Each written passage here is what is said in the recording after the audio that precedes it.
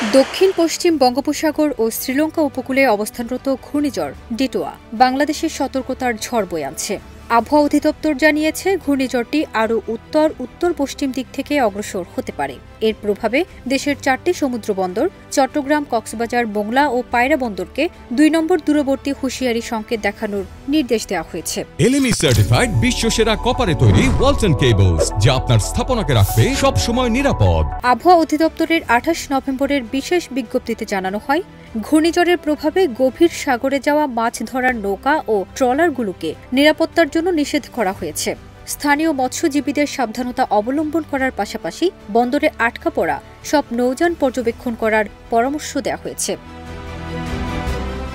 বর্তমান অবস্থান অনুযায়ী ঘূর্ণিঝড়টি চট্টগ্রাম সমুদ্র বন্দর থেকে 1940 কিলোমিটার দক্ষিণ পশ্চিমে, কক্সবাজার থেকে 1885 কিলোমিটার, মোংলা ও পায়রা থেকে 1820 কিলোমিটার দক্ষিণ পশ্চিমে অবস্থান করছে। ঘূর্ণিঝড়ের কেন্দ্রের 54 কিলোমিটার ব্যাসার্ধের মধ্যে বাতাসের গতি ঘণ্টায় 62 কিলোমিটার, যা দমকা বা ঝোড়ো হাওয়ার ক্ষেত্রে 88 কিলোমিটার পর্যন্ত বৃদ্ধি পেতে পারে। কেন্দ্রের নিকটবর্তী এলাকায় সমুদ্রের জোয়ার খুবই উত্তাল রয়েছে।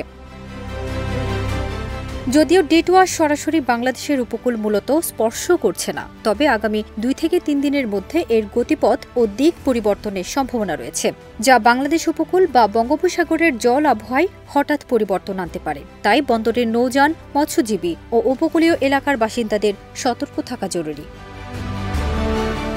আবহাওয়া অধিদপ্তর আরও জানিয়েছে, উপকূলীয় অঞ্চলগুলোতে স্থানীয় প্রশাসন ও মৎস্যজীবীদের সঙ্গে সমন্বয় রেখে নিরাপত্তা ব্যবস্থার জোরদার করা হচ্ছে। সমুদ্রপথে যাত্রীবাহী নৌকা চলাচলও আপাতত সীমিত রাখা হয়েছে। ফারজানা নিকিতা, দেশ রূপান্তর।